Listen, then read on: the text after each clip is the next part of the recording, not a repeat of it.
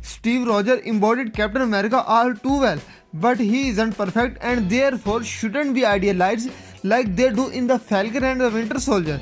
Just like any other MCU hero, Steve Rogers had his flaws, and that didn't really matter because he was still very effective as Captain America. The Falcon and the Winter Soldier is doing a deep dive into the legacy of superhero mental as Sam goes through his heroic journey in eventually assuming his rightful place as the next wielder of the shield. While Steve doesn't appear physically in the series, his presence looms large with both his chosen successor and the government-appointed Captain America John Walker. Feel immense pressure about the idea of following in his footsteps. In the show, everyone fondly remembered how good Steve was as a Star-Spangled Avenger to the point that he was almost being worshipped.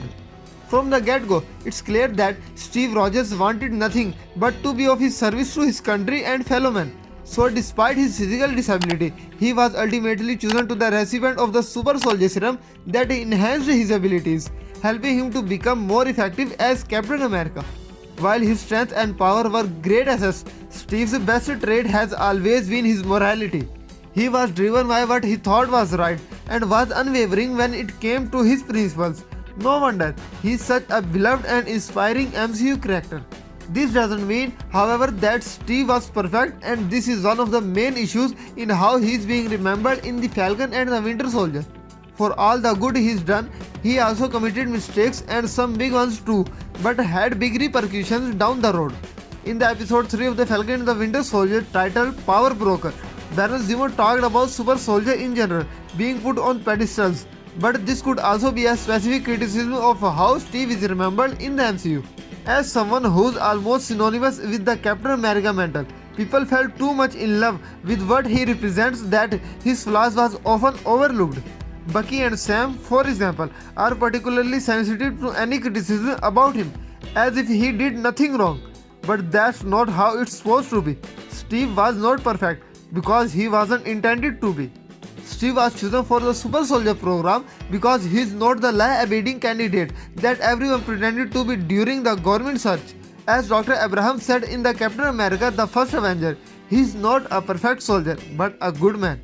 Deep down, Steve was well aware of his flaws and he understood that he could and would make mistakes. He is never pressured to prove that he is worthy of becoming Captain America.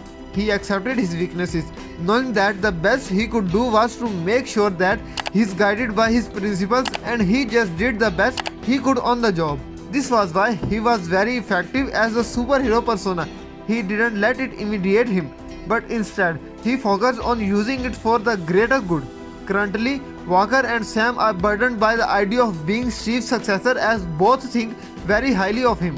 However, this immense pressure appears to have affected Walker in a negative way as seen in The Falcon and the Winter Soldier's episode number 3, where he gets more and more frustrated about the lack of lead in tracking the Flag Smasher. Sam, on the other hand, was to walk away from being Captain America altogether as he didn't believe that he has what it takes to wield the shield. What he doesn't realize yet is that Steve chooses him because just like why he's picked, he too is a good man. If you like the video, don't forget to like, comment, share and subscribe. See you in the next video.